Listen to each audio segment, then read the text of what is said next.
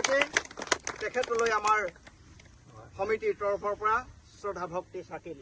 ইয়াৰ পাছতে আমাৰ স্থায়ী সমিতিৰ আমাৰ সকলোৱে পৰিচিত ব্যক্তি শ্ৰীযুত যোগেশ্বৰ দত্তদেৱ আমাৰ মাজত উপস্থিত আছে। তেখেতকো আমি এখনি ফুলাম গামোচাৰে আমি আদৰিব বিচাৰিছোঁ। তেখেতক আদৰিব আমাৰ এই সমিতিৰ এগৰাকী সদস্যাই।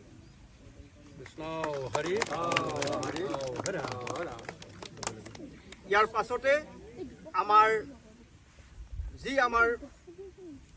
লাই খুঁটা যিটো আমি আজি পণ কৰিছোঁ, একতাৰ দোলেৰে বান্ধ খাইছোঁ, সমিতিৰ সকলো সদস্যা আৰু উঠি অহা সকলো প্ৰজন্ম, এই জাতিটো, এই সকলো ধৰ্মাৱলম্বী লোক সকলোৱে আমি একতাৰ দোলেৰে বান্ধ খাই সকলোৱে মৰম প্ৰীতিৰ ভাৱ অটুট ৰাখি এই অনুষ্ঠানভাগী আমি আগুৱাই নিব বিচাৰিছোঁ। এই অনুষ্ঠানভাগীৰ কাৰণে সকলোৰে কাৰণে প্ৰয়োজন, সকলোৱে জানে, যিহেতু আমাৰ এই অনুষ্ঠানটি কাৰণ একতাৰ দোলে বান্ধ খোৱাৰ এই চিন, এই চিনটো কেনেধৰণৰ হ'ব? এই চিন হৈছে ইয়াত উঠি অহা প্ৰজন্মৰ কাৰণে সাহিত্য সংস্কৃতি জড়িত থাকে আৰু লগতে অংক বিজ্ঞান সকলোখিনি জড়িত থাকে। গতিকে এই অনুষ্ঠানটো আমাৰ শ্ৰদ্ধাৰ কৰ্মীসকল আৰু কণ ভাইটি ভনীসকল, আজি আমাৰ এই সময় বা এই দিনটি আমাৰ স্মৰণীয় অতি পবিত্ৰ দিন। যিহেতু সবাৰে জ্ঞাত যে নাজিৰা স্থায়ী ৰাস সমিতিৰ উদ্যোগত আৰু মহাপ্ৰাণ সমস্ত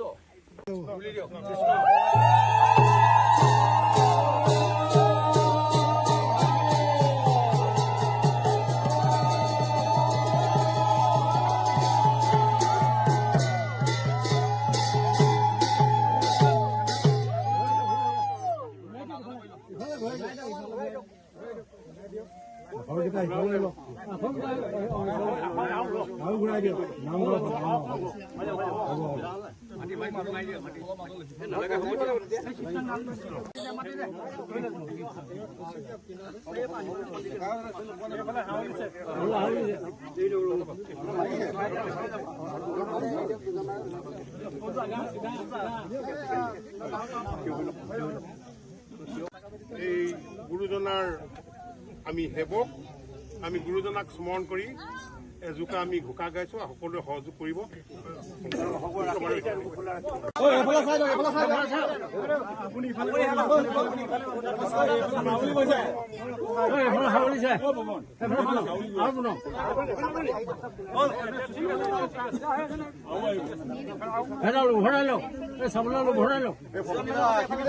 জয় মহাপুৰুষ শ্ৰীমন্ত শংকৰদেৱ, জয় নাজিৰা আঞ্চলিক শ্ৰী শ্ৰী ৰাসলীলা মহোৎসৱ, জয় নাজিৰা আঞ্চলিক শ্ৰী শ্ৰী ৰাসলীলা মহোৎসৱ।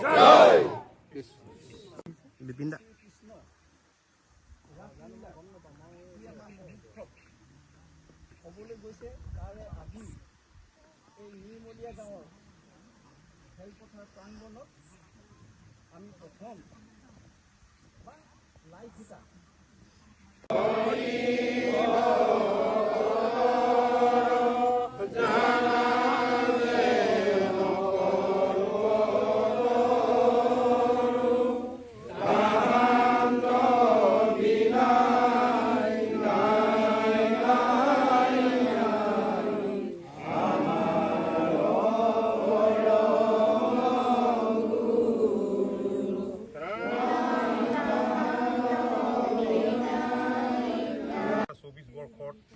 অনুষ্ঠিত কৰিবলৈ ৰাসলীলা মহোৎসৱৰ আজি এই পবিত্ৰ লাই খুঁটা প্ৰতিষ্ঠা কৰিবলৈ আগবঢ়া হৈছে।